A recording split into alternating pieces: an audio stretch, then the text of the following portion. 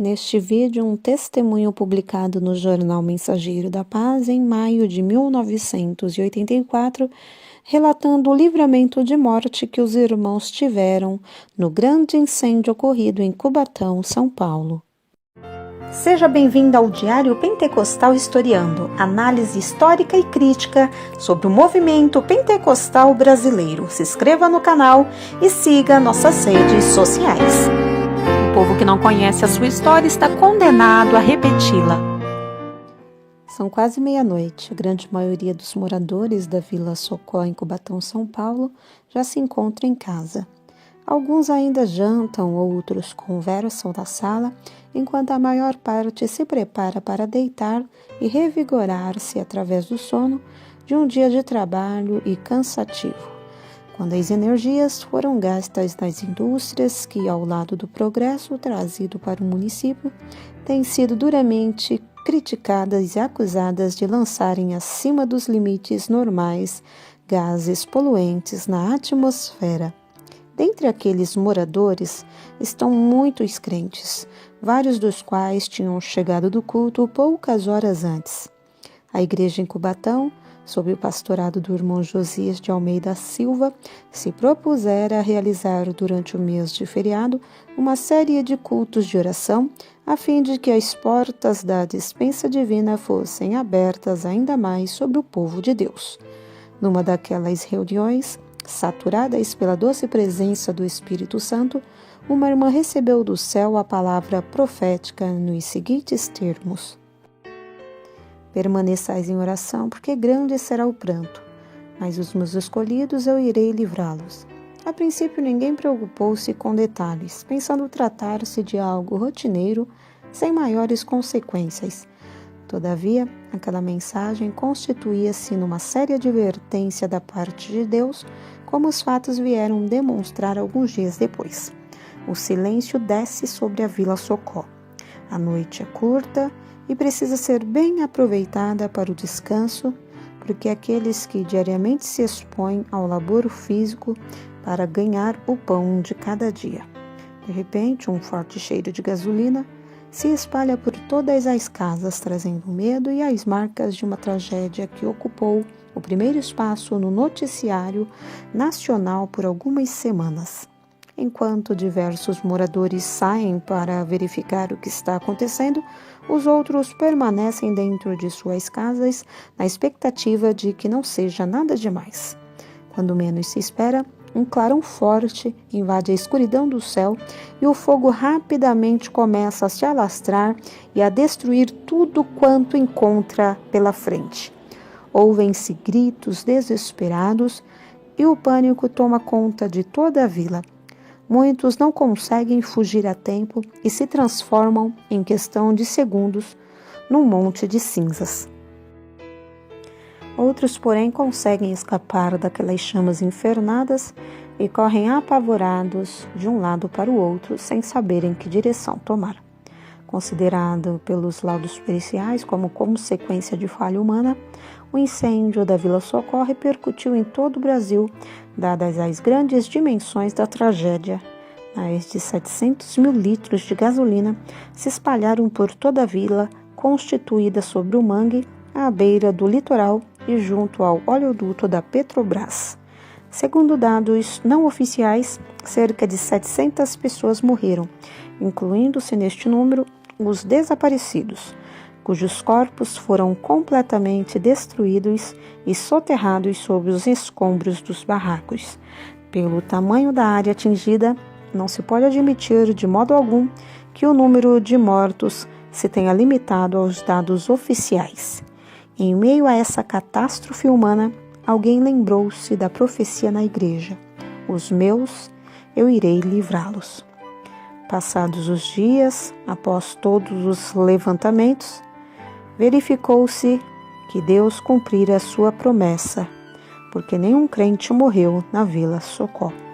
Muitos foram atingidos em seus bens patrimoniais e deveriam, pela lógica, perecer naquela imensidão de labaredas. mas lá encontrava o quarto homem passeando pelo fogo juntamente com os anjos dos exércitos celestiais para dar cumprimento à mensagem enviada por Deus à sua igreja algumas semanas antes. Para demonstrar que houve intervenção divina naquela terrível situação, Deus permitiu que alguns sinais ficassem evidenciados diante dos homens. A própria imprensa secular teve de admitir este fato ao acompanhar lance por lance o incêndio da Vila Socó. Veja-se como exemplo o caso de um grupo de 18 barracos, como ilustra a foto da primeira página, que não sofreu sequer um leve chamuscamento. Ali moravam diversos crentes que foram protegidos pelo Senhor. Sobre o assunto, o jornal A Tribuna de Santos, São Paulo, escreveu longa reportagem intitulada "A Ilha dos Crentes não ardeu, graças a Deus". Houve algumas tentativas de pessoas procurando explicar racionalmente as coisas que impediram de ser atingida pelo fogo aquela parte da vila, mas as próprias opiniões dos técnicos foram contraditórias e não chegaram a uma conclusão definitiva. A única explicação válida e admitida por aqueles que creem no poder de Deus é que, de fato, o milagre ocorreu.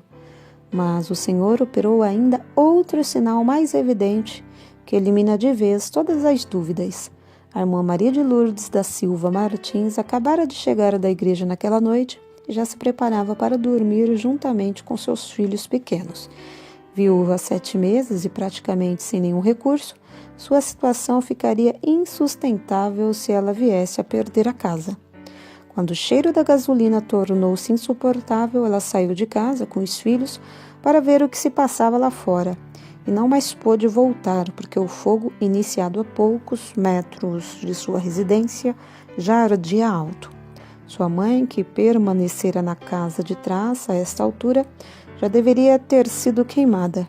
Sem ter condições de fazer qualquer coisa para impedir aquela tragédia, a irmã Maria de Lourdes, com os filhos, foi encaminhada para o centro que acolhia os desabrigados. Na manhã seguinte, depois de uma noite agitada, alguém chegou-se para ela e disse: "Sua casa não queimou e nem a da sua mãe, que fica atrás". Achando a história inacreditável, a irmã Maria de Lourdes foi comprovar com seus próprios olhos e, para sua surpresa e alegria, lá estavam as 2 casas de pé, enquanto tudo se mostrava destruído em volta. Nem mesmo as plantas foram alcançadas pelo fogo.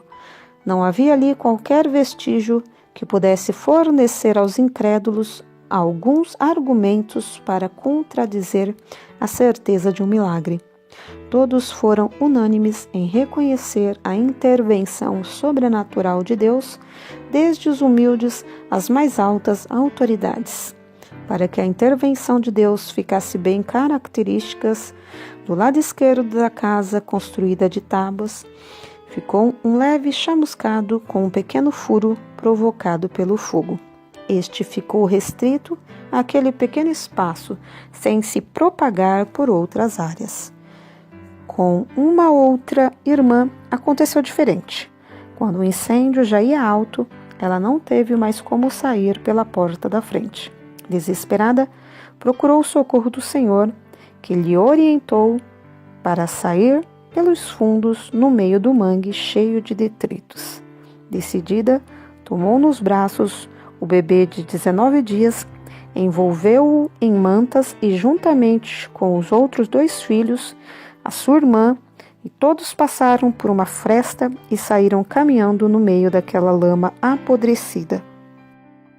Ao chegar sãs e salvos do outro lado da rodovia Anchieta, foram atendidos pelos guardas rodoviários. O resultado deste livramento se reflete também no aspecto espiritual, pois muitas famílias se têm voltado para Deus, reconhecendo-o como soberano sobre toda a terra e começando a frequentar a filial da Assembleia de Deus de Cubatão, na Vila Socó, que, juntamente com o templo de outra igreja evangélica, permaneceu intacta na outra parte do bairro que não foi alcançado pelo fogo.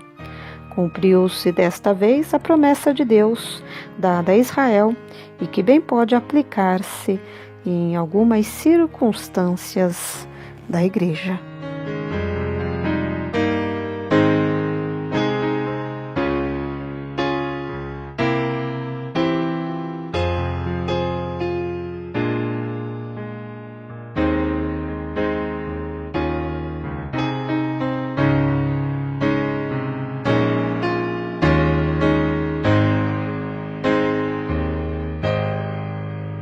Porque nada podemos contra a verdade, senão pela verdade. Segunda carta aos Coríntios 13:8. Se você gostou do conteúdo deste vídeo, se inscreva no canal, deixe o seu joinha, compartilhe e ative o sininho para receber do YouTube as notificações dos novos vídeos.